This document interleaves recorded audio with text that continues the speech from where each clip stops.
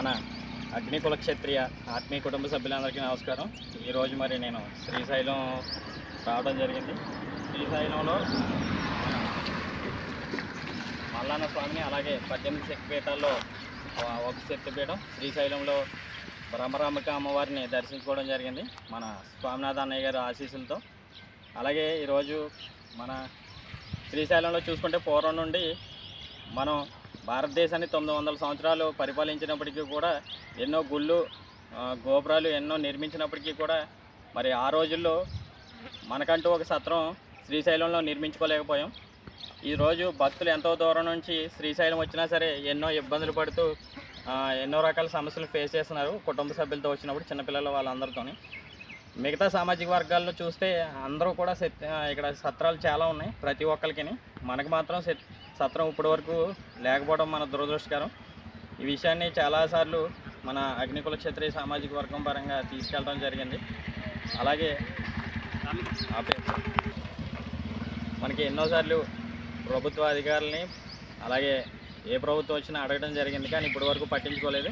కానీ మన అగ్నికుల క్షత్రియ legend assembly అందగాడు మోపిదేవి వెంకటరమణారావు గారు మరి మన అగ్నికుల క్షత్రియులందరి మీద ఎంతో ప్రేమతో ఇక్కడ మన వాళ్ళు దర్శనానికి వచ్చినప్పుడు ఎన్నో ఇబ్బందులు పడుతున్నారని తెలుసుకుని ఆయన పర్సనల్గా మరి తీసుకుని ఈరోజు ఇక్కడ చూసుకుంటే ఇదిగో 50 సెంట్లు స్థలాన్ని ఈరోజు మన అగ్నికుల క్షత్రియుల సత్రం నిర్మించడానికి మరి ఆయన అన్ని విధాలుగా సమకూర్చారు మన అగ్నికుల క్షత్రియులకి. నిజంగా గర్వకారణం.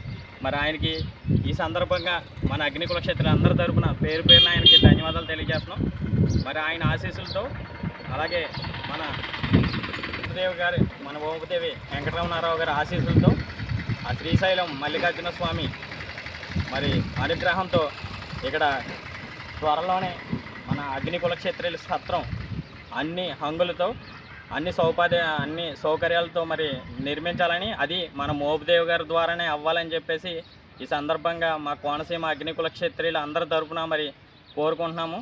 మరి ఇది కూడా మనకి నిజంగా చెప్పుకోవాలంటే చాలా దూరం నుంచి జర్నీ చేసి వచ్చి చాలామంది ఇబ్బందులు పడతారు మన సత్రం దూరంగా ఉంటేనే. ఇది జస్ట్ ఈ సత్రం ఇక్కడ నుంచి బస్ స్టాండ్కి ఒక 500 మీటర్ల దూరం, అంటే 1/2 కిలోమీటర్ దూరంలోనే ఉంది. హ్యాపీగా మనం అందరం జర్నీ చేసుకొచ్చి బస్సు అక్కడ దిగి అక్కడ నుంచి ఇలా నడుచుకుంటూ వచ్చేస్తే ఇది 500 మీటర్ల దూరంలో ఉండడం మనకి చాలా విశేషం.